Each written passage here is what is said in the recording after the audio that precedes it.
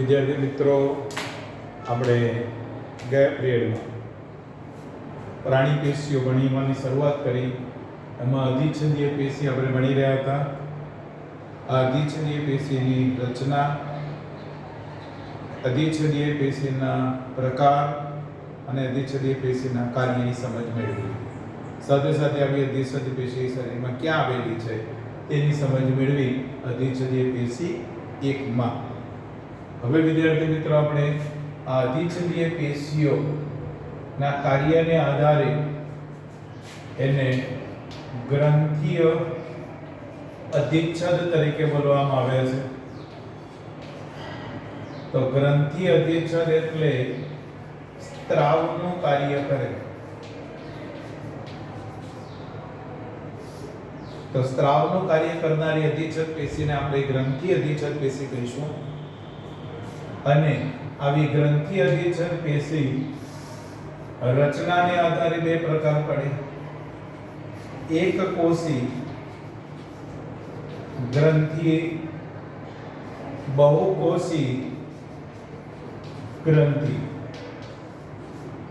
જો સ્ત્રાવનું કાર્ય કરે છે એટલે આપણે એને ગ્રંથિ તરીકે અને પેશીને ગ્રંથિય અધિચ્છદ કીધી.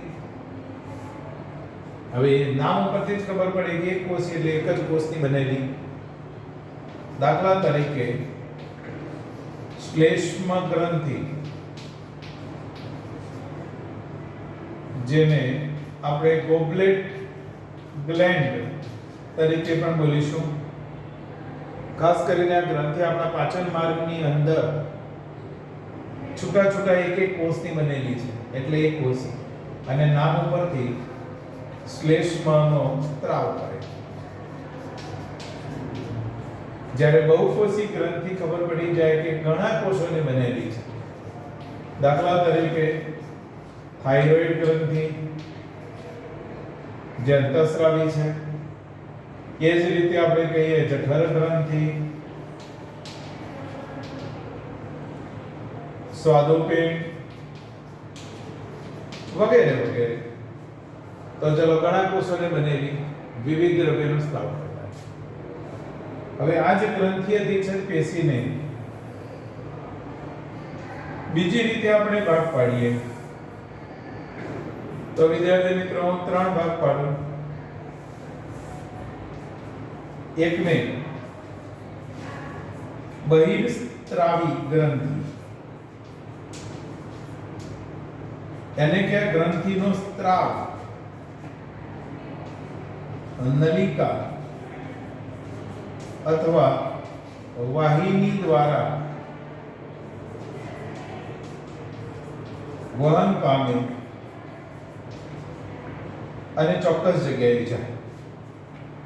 આની અંદર પાચક ગ્રંથિઓ આવી જાય. જઠર ગ્રંથિ, આંત્ર ગ્રંથિ, લાળ ગ્રંથિ. તો જઠર ગ્રંથિ, લાળ ગ્રંથિ, આંત્ર ગ્રંથિ, આવી બધી ગ્રંથિઓ આવી જાય, પાચક ગ્રંથિઓ. અરે પ્રસ્વેદ ગ્રંથિ આવે,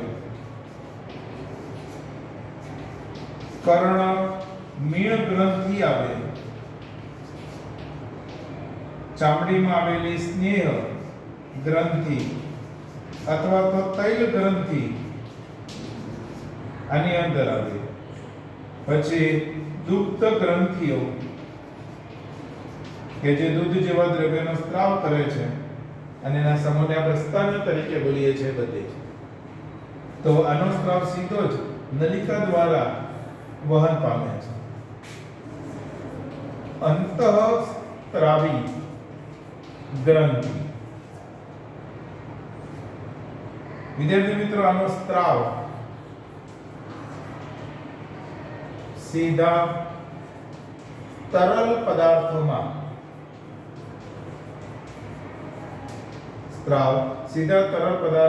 ભળે.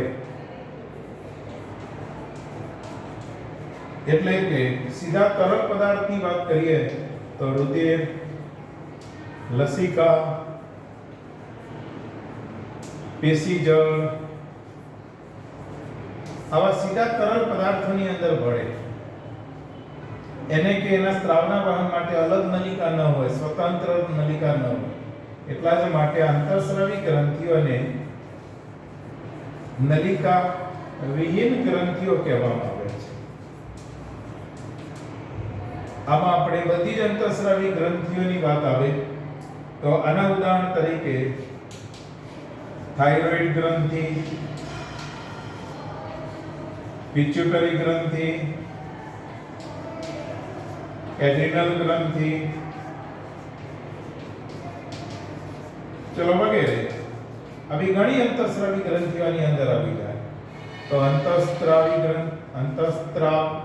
ગ્રંથિ કહી દઈએ, બહિર્સ્રાવી ગ્રંથિ કહી દીધું, અને આપણે એવો એક ત્રીજો પ્રકાર પાડીએ કે જેને હું મિશ્ર સ્ત્રાવી ગ્રંથિ કહું,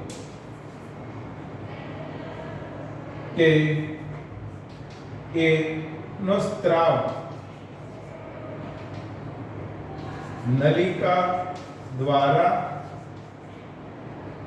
અને નલિકા વગર, यानी કે તરલ દ્રવ્યોમાં ભળે અને વહન પામે.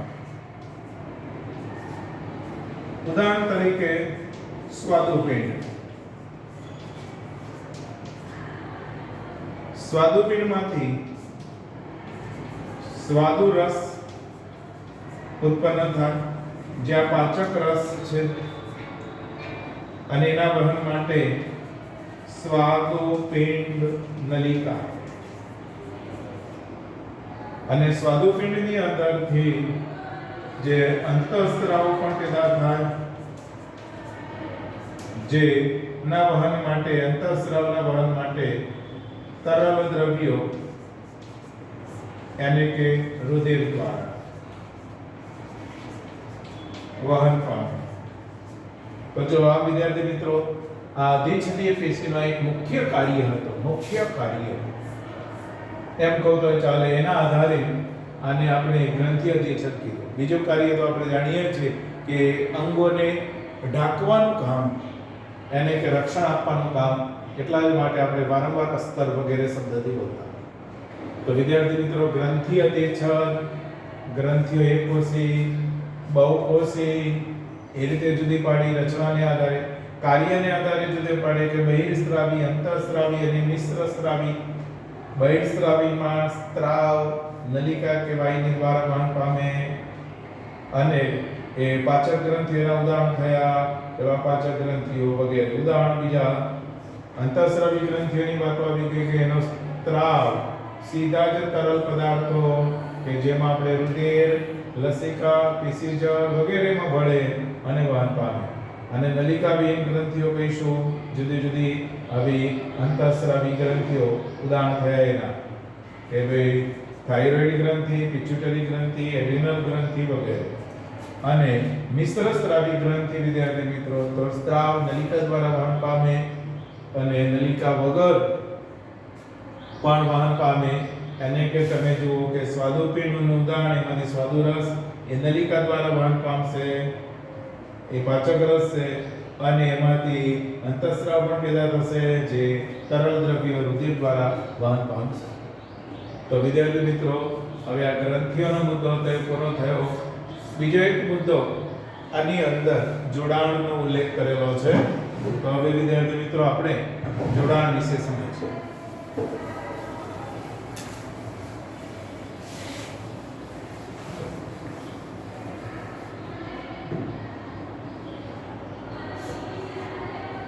જોડાણ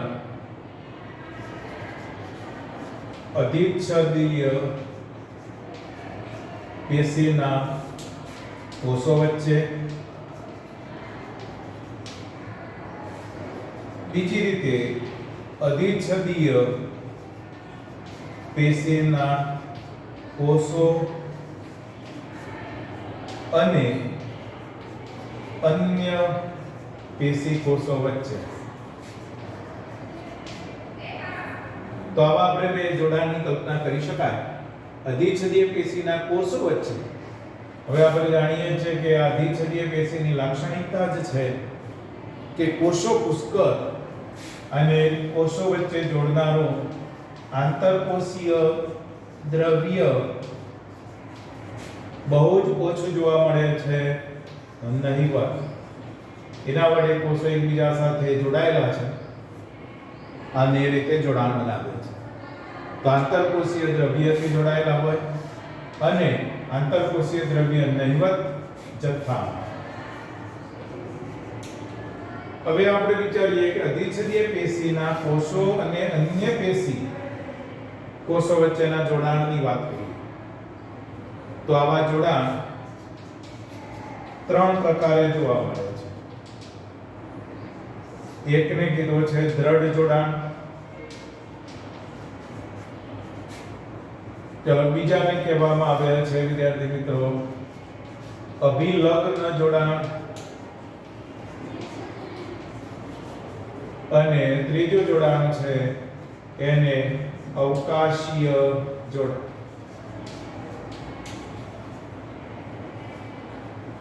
આપણે દ્રઢ જોડાણની વાત કરતા હોઈએ વિદ્યાર્થી મિત્રો, એક કોષ આની સાથે જોડાતો ચલો બીજો કોષ, તો આવા જોડાણને આપણે દ્રઢ જોડાણ કહીશું. દ્રઢ જોડાણને બીજા શબ્દમાં ચુસ્ત જોડાણ.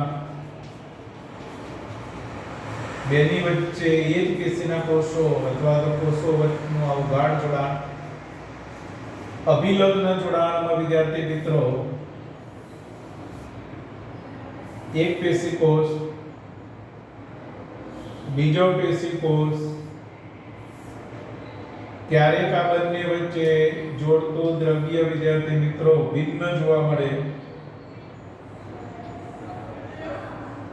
તો એને અભિલગ્ન જોડાણ કહીએ આપણે. આ પણ વિદ્યાર્થી મિત્રો એક ચુસ્ત પ્રકારનું જોડાણ થયું કહેવાય. અને અવકાશીય જોડાણની વાત કરું તો સામાન્ય રીતે આ એક કોષ, આ બીજો કોષ, પણ આ બે કોષ વચ્ચે વિદ્યાર્થી મિત્રો વિશિષ્ટ આવા માર્ગ હોય છે.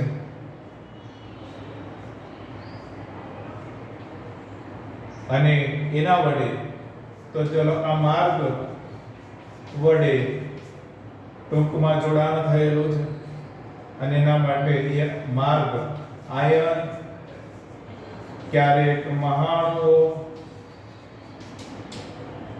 વગેરે ના વહનમાં ભાગ ભજવે.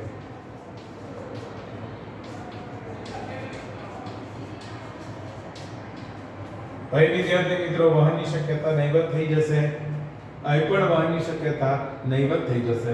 આવા 3 પ્રકારના જોડાણ વિદ્યાર્થી મિત્રો દ્વિછદીય પેશીના કોષો અને અન્ય પેશી કોષો વચ્ચે થાય. આવા 3 પ્રકારના જોડાણ આપણે વિચારી શકાય. અને આ રીતે આ પેશી સપાટી ઉપર આવી અને આ રીતે ચુસ્ત રીતે જોડાઈને રક્ષણનું પણ કાર્ય કરે, સાથે સાથે અમુક જગ્યાએ આ રીતે વહન પણ બે કોષો વચ્ચે કાર્ય કરશે. તો વિદ્યાર્થી મિત્રો અહીં આપણે અધિચ્છદીય પેશી વિશેનો જે મુદ્દો પૂરો થયો.